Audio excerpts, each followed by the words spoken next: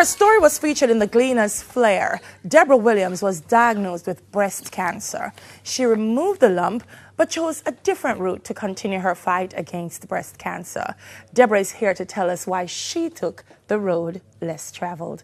Morning, Debra. Morning. First of all, congrats. Thank you so much. Congrats. Thank A you. story of inspiration. Let's start by, so you had the lump. Yes. For some time? I would say about 4 or 5 months.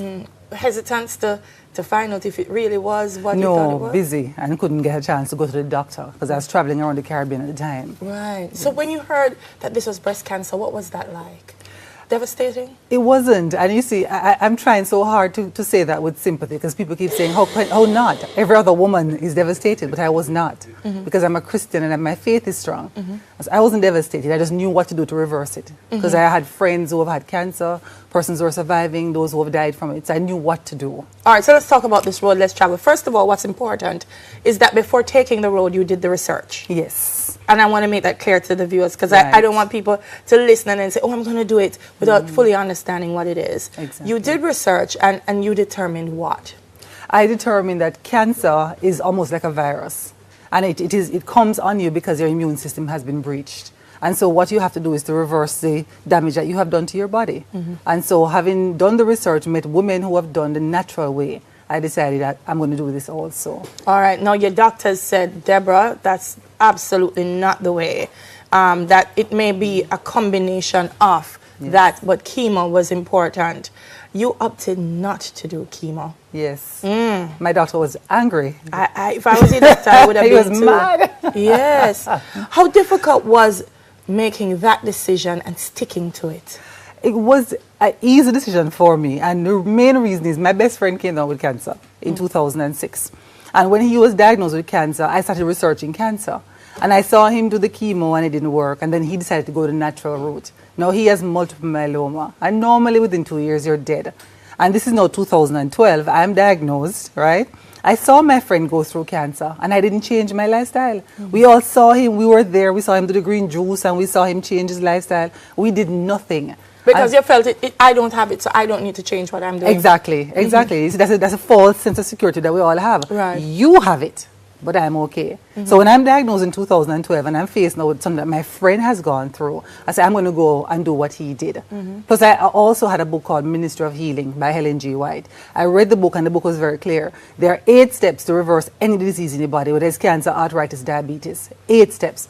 And it's called New Start. That's the acronym. Nutrition, exercise, water, sunshine, temperance, air, rest, and trust in God. It's the 8 free physicians that we've been given by God, and I went on that path. It's so totally natural because the air is a natural gift. That's why we have to preserve it, people. Yes. Water, exercise, and so on. It's interesting because we're talking about now in terms of dealing with cancer, but what I'm getting from you is you're also suggesting it's preventative. Exactly. That rather than wait until you get there, Exactly. start building up the immune system.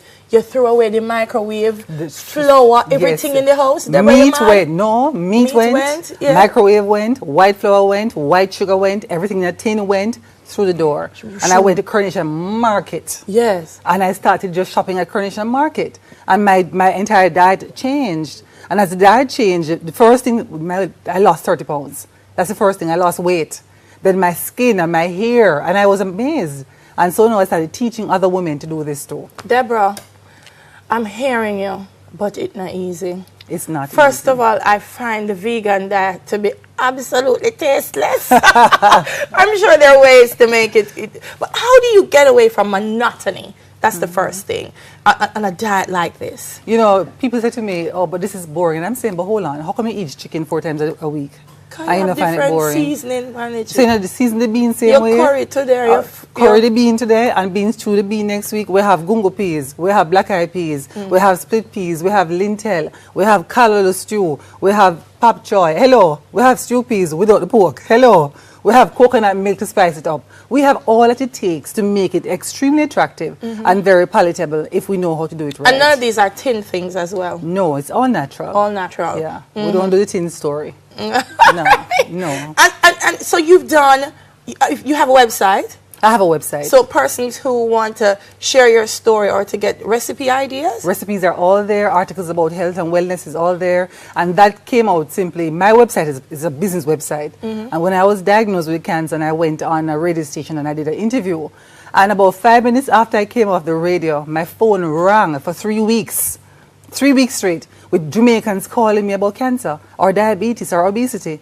And so I say, you know something, let me load up these things on the website. You're going to need to get 5 phones now after you finish on Smile Jamaica. Yes. I can tell you that. So, how long were you on it before you went back to be checked to make sure? Because that's also important, viewers. You have to know that Debra didn't just stay home and say, I'm going to go vegan and I'm going to be okay. She went back to make sure that she was. What time lapsed before checking and then finding out you were cancer free? Oh, it was 9 months actually. 9 months? 9 months. When I started doing the program, because I was diagnosed in April of 2012, right? And I changed my lifestyle and my diet completely. And I started doing workshops, just helping friends and just going to different churches and schools and just telling women, listen, you don't have to come down with this thing, you know, it can be prevented. It's not just about screening for cancer, it's prevention of cancer. And so I started writing a book. And in the book, I'm diagnosed, I'm telling them how God helped me, the New Start program. And in December, I finished writing the book. And I'm saying, okay, I need to find a publisher and get this book published. And the Holy Spirit said, no, they're not going to believe you. Who are going to believe you that you don't have cancer? Just because you change your lifestyle and diet. And so I started checking around, is there a test in Jamaica that we can do to prove that there's no cancer cells in your body? Well, there's none. The highest test we have in Jamaica is a CT scan. And that's, I can't prove definitively. And so I went to church one Wednesday night and I heard an elder saying that she was diagnosed with cancer. She went to Miami and did a PET scan. So I started researching the PET scan. And lo and behold, I went to Miami, did my test, and girl, when the results came out, we ball. Jump up and down. We ball. You ball. We ball. Put a ball to Debra. I don't know you feel like ball too. Oh, wow, that's amazing. But my producers balling too. No, so you did the test, cancer free, but you didn't revert. You still are on the diet, and that's also important as well. Yes. Is it also important to stick with it? Yes. To not say I'm vegan today and tomorrow I go and bust a stew peas. Yeah, it's a good point. When I came back from Miami with the PET scan results, and I went to see the surgeon who had taken out the lump, and I gave him the results, you know, along with a copy of my book, Ministry of Healing, too, and asked him, please, don't just cut these women's breasts off. Tell them that there's another way. I remember when I gave it to him and he was going through and he was trying to understand what was going on because he was very puzzled. I had stage 2B cancer, which means it has spread from the breast. It is now in your lymphatic system. Wow. That don't disappear. Which means it can continue to anywhere. Spread. Your lymphatic system is your drainage system. So once the cancer hit that, it can be anywhere in your body and you don't know.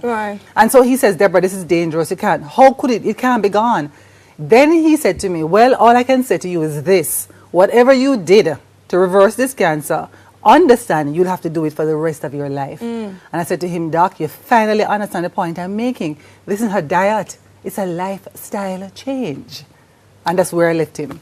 Debra, inspiring to speak with you this morning. She's not going to leave us just yet. Neville is standing by because she's going to whip up some of the vegan. I see some almond.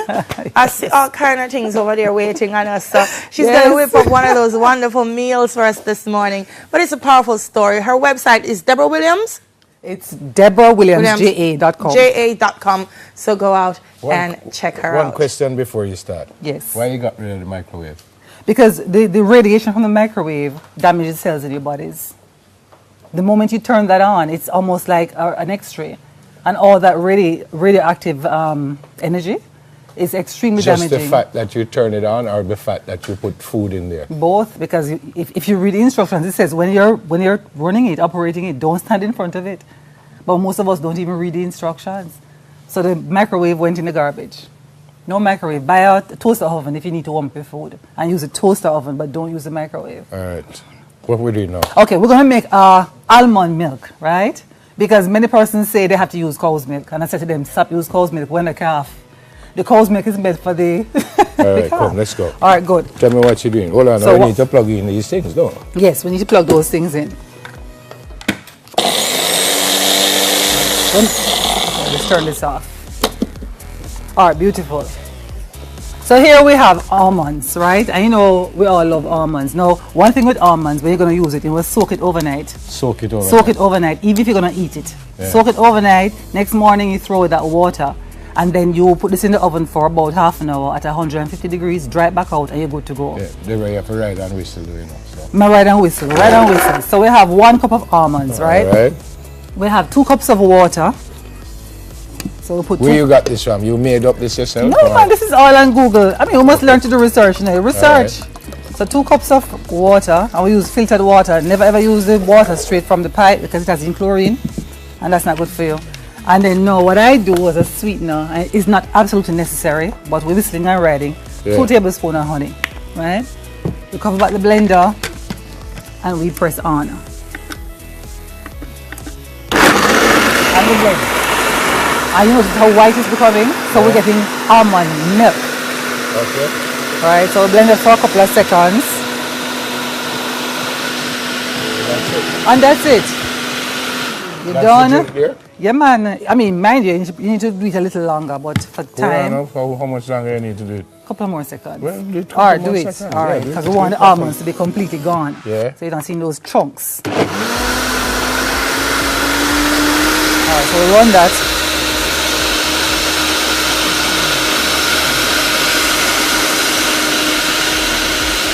All right. Now, can you get this strainer for me, please? What about banana and stuff? You can add stuff like that? Yes. So what we're going to do is we're going to, okay, normally at home I don't strain it, but just for the sake of those who don't want the pulp, you just strain it off. All right. Now I want you to taste it. Yeah, you taste it. Maybe you could have You even make more still, you know. You're going to get some more, no Do worry. you want to carry it home or something? Check that first. So that is a plain milk, right? What's the name of it? That's almond milk. What's the name of it? What are you drinking? No, what's the name of the drink Yes. overall? Debra's Almond milk. concoction. Just almond milk. Now here's what we do. Debra's concoction. We're taking 2 things out of one. So we have the milk, right, for the children. Now we're not throwing away the residue, right, because we're using the almonds. So what we do, I'm using my hand, but you just take 2 bananas, right? 1.